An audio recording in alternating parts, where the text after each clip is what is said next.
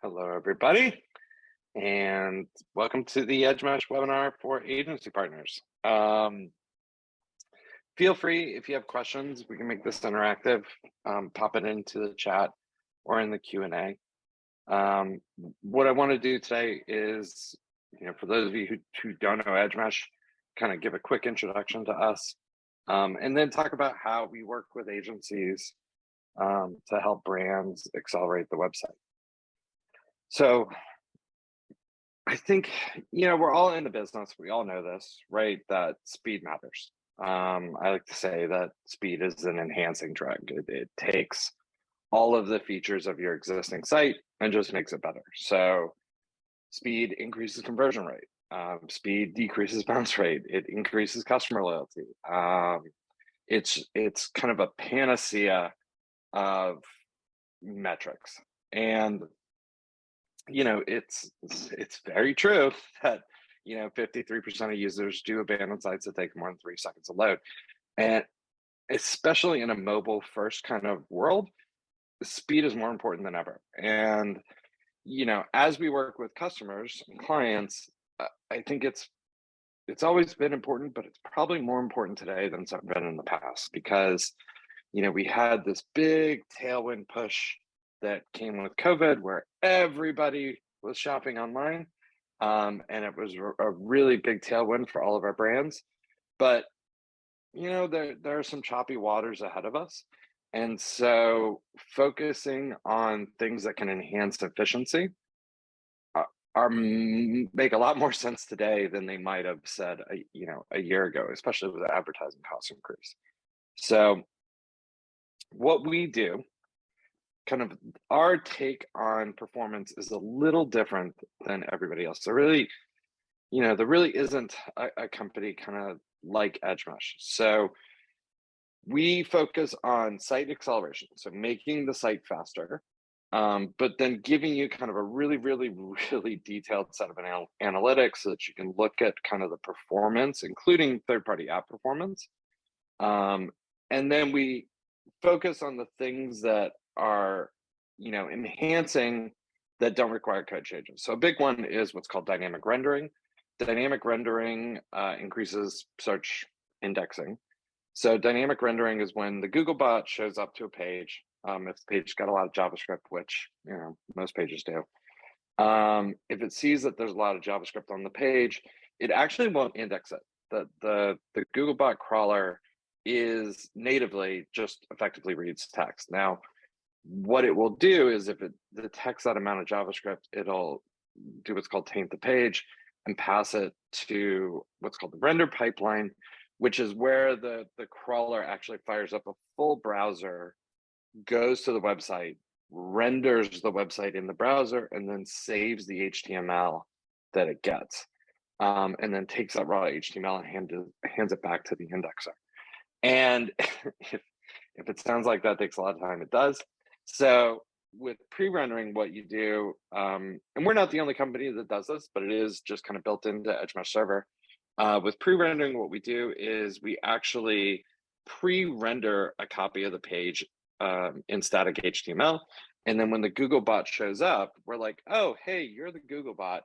I'm actually going to give you a pre-rendered version of this page so that you can index it right away. And the way that this helps kind of organic traffic is, there's a thing called a crawl budget, how much CPU cycles Google's willing to dedicate to indexing the site. And if it doesn't have to fire up a render pipeline, instead of indexing, say, 100 pages, it can do 1,000 pages, because it has so much less CPU. And then kind of the last big thing from a platform standpoint is ad fraud. So we sit between the customer's origin, which is, Shopify or Magento, and the browser. So like a CDN, as a matter of fact, we're built into a CDN called Cloudflare. We know if the user's a bot. No is a strong word. We have a very solid ranking of whether or not a user is a bot. And so one of the things that we do is, when we detect that the user is a bot, we don't actually block it.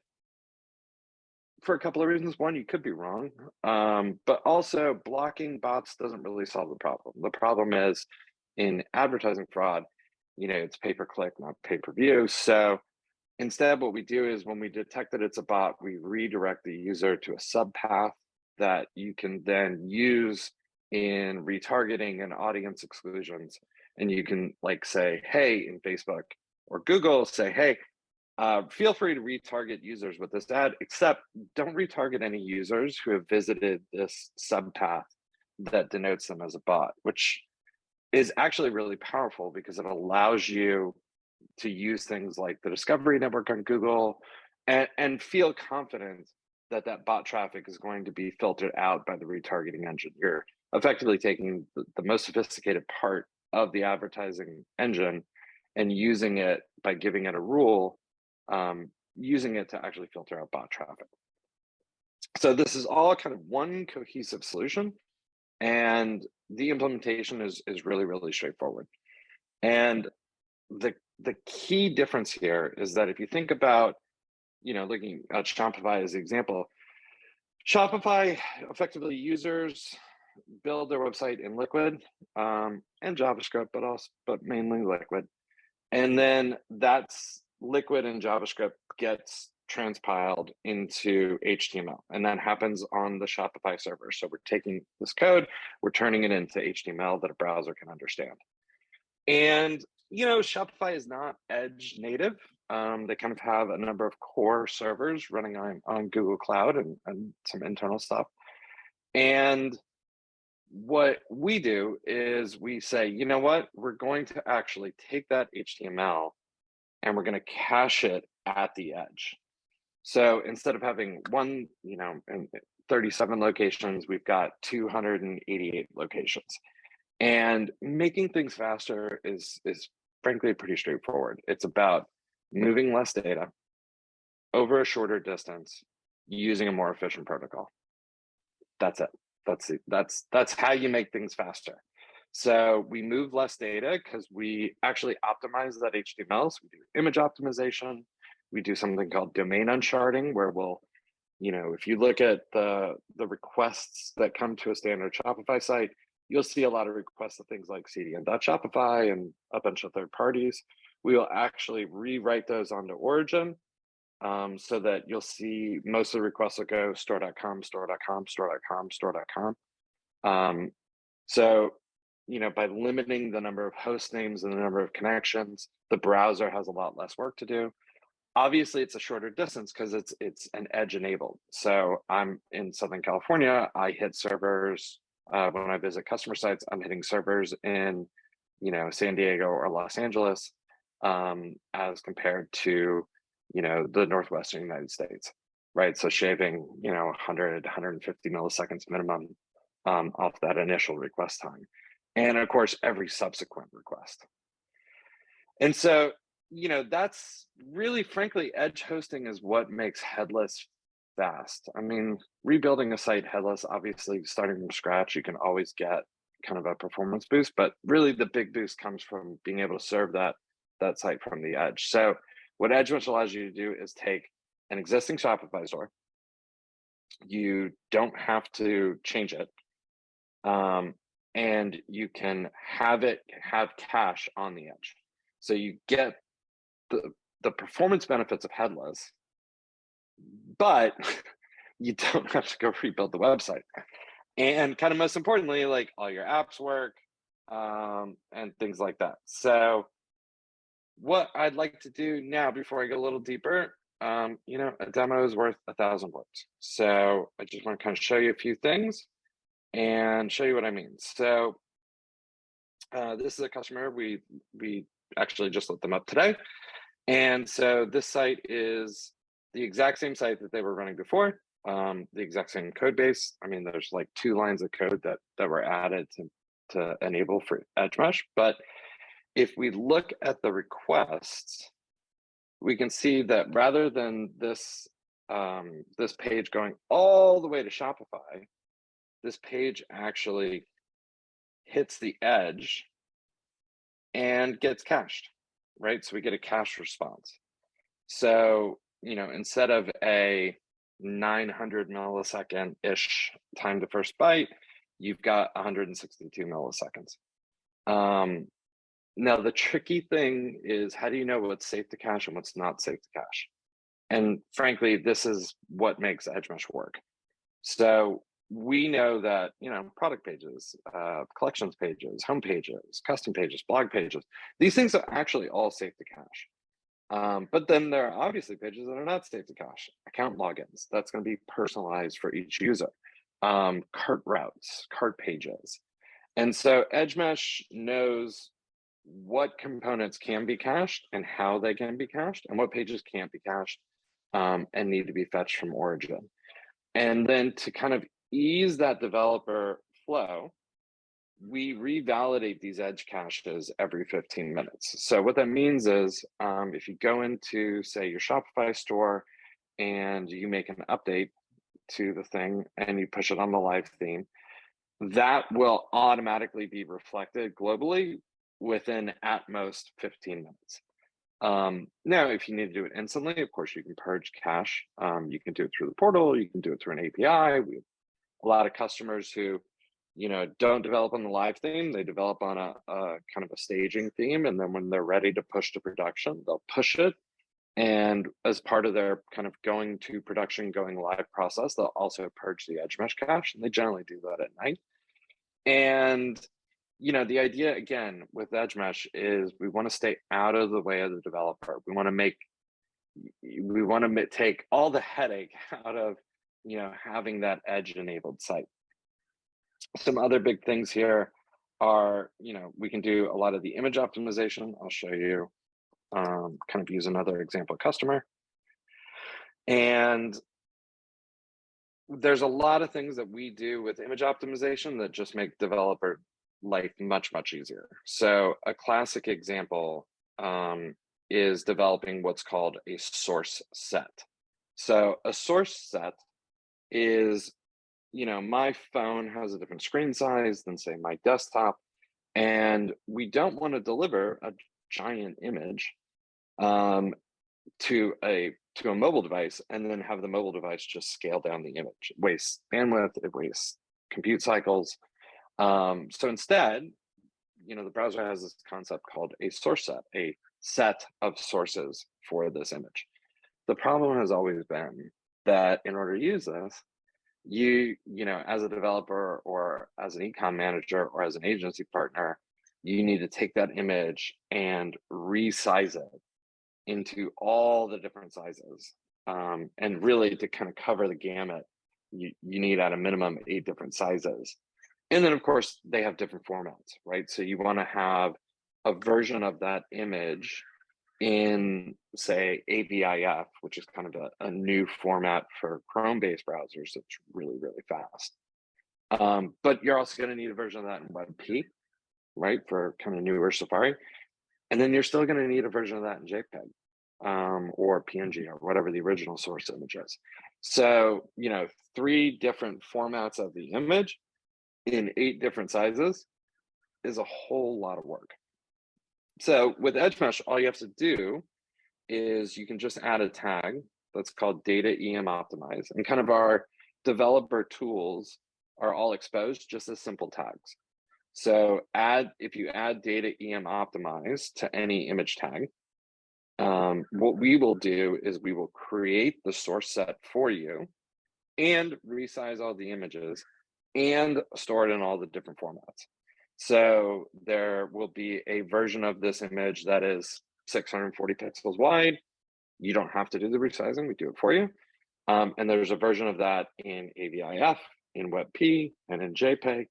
And then we actually cache different versions of the HTML for different levels of browser compatibility. So when the Chrome browser shows up, the Edgemesh server is like, oh, hey, Chrome, how you doing? I'm actually going to give you the response that has all this stuff in AVIF. And again, like for a developer, I mean, this is like a 5-minute job. You can just go through and add data EM optimize, and all of a sudden you've got totally compliant source sets in all the different formats and all the different sizes. Another big thing that we allow developers and kind of agency partners to do, kind of one of the classic problems, is third-party applications and third-party scripts kind of blocking the load of the page. And there are products on the market that try to automate this. The problem with automating when scripts could load is when you get it wrong, it tends to fail in very difficult ways. So instead, Edgemesh exposes a function called the script loader that allows you to say, hey, this analytic script that I'm calling here, it doesn't need to block the page. I would like you to make that after interactive, meaning let the page load until it's interactive enough that a user can scroll and click and add to cart. And then Edgemesh will load that script and execute it. And again, it's just a very simple data attribute. Kitch's developer here did it for the entire site in about 45 minutes. And what it did is it actually reduced kind of a very difficult metric, frankly, to optimize for the largest contentful paint, how long it takes to make the biggest image show up on the site. It reduced the largest contentful paint by about 30%. So again, just kind of like really, really simple. All you have to do is add that data attribute to a script. You can add it to nameless scripts, named scripts. And there are kind of 3 levels of loading. Before interactive is effectively blocking. After interactive means go ahead and load this page for the customer. And then once the page is interactive, what's called the time to interactive event, let's then run this JavaScript. Or lazy onload, which is like great, honestly, frankly, great for most analytics. Most of your third-party tracking, like your Facebook pixel would go here, like your affiliate things. And this is saying, hey, load the page, wait till it's interactive, run anything that has to come interactive. Once I hit the onload event, which isn't that the page is done, but is effectively done, then fire all this third-party content. And when you use our script loader to do this, the browser actually skips right over the scripts. It doesn't even parse them. So it doesn't parse them, it doesn't fetch them, it has absolutely no blocking. And again, it puts that control back in the developer. So the last big thing from a demo standpoint here is, looking at these metrics. Speed is, unfortunately not a single metric, right? There are lots of metrics here. So we include all of them. If you can measure it, it's here.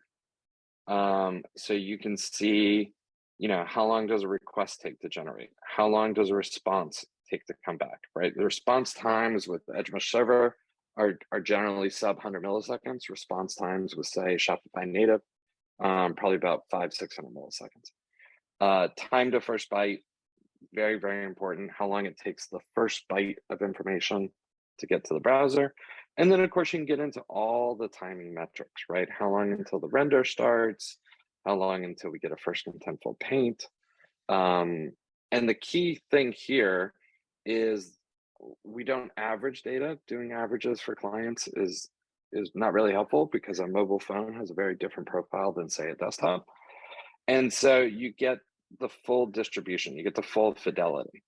And of course, you can get time series of this. So you can see, as you say, push new site updates, what the impact is. And these metrics stream in, they're aggregated up in 10-minute buckets so that you can see these things in effectively real time. And you can go to crush depth. You can look at this by page, by device, by location. And then this one, which is one of my favorites, is by API. So this allows you to look at all of those third-party and first-party API calls. And, you can ask simple questions like, what if these are slow, right? So this one, for example, I think this is a translation API. You can kind of see this thing's we effectively stopped measuring at 1.27 seconds. So this thing is, pretty close to off the charts. This is a great way, when you kind of get that classic example where, it's like, hey, the site's slower. And it's like, well, why? And, of course, it's always like, did you add anything? Now you kind of don't have to ask that question. You can just come in, pull the metrics, and be like, hey, actually, this application that we've added is having a material impact on the site. And also kind of gives you, frankly, more information than a lot of the vendors have. And you can come back to your vendor partners and be like, hey, we love your application, but like our response times on these API routes are really, really slow. How can we get this back into fighting shape? So again, really, really detailed analytics, materially faster page speed. How much faster? Time to first byte generally decreases by a factor of 4. Response time generally down by a factor of 8 to 10. And of course, what customers always care about, and it's good, is looking at something like page speed insights. So we'll just pull Kitch up here. So you can see the kind of the core web vitals, and then of course this this part of page speed insights that we're always familiar with, kind of looking at that score. You do see pretty meaningful increases in these scores. A lot of that comes from, again, domain unsharding, kind of reducing the number of calls, the efficiency of kind of how you load those scripts, and if clients love it, right? You come in and the score is like a 3 or a 10, and you bring it to like a 60 or a 70, or in some extreme cases up to an 80 or a 90. Everybody's happy. And this is, again, nothing you need to do. So if you've got a client and you want to see what that site would feel like on Edgemesh, just reach out. We actually have a system we can spin up a copy of it. So we can take any store and spin up a copy of it and give you kind of a place to go that has that store running on Edgemesh server. And so this is just a company called Suit Outlets, and you can just see here, this is an Edgemesh server version of the site. It's the same site, it's the same code, it's just running on Edgemesh server. And you can also kind of see the difference, kind of the impact that happens on those page speed insight scores. So we've been around about 5 years, actually 6 years. We started in enterprise. We came down to the mid-market probably about 4 or 5 years ago, came into the Shopify ecosystem about 4 or 5 years ago. We have about 108 customers kind of across the fleet. And, our focus is, again, we do one thing and we really, really focus on it. Our focus is on performance.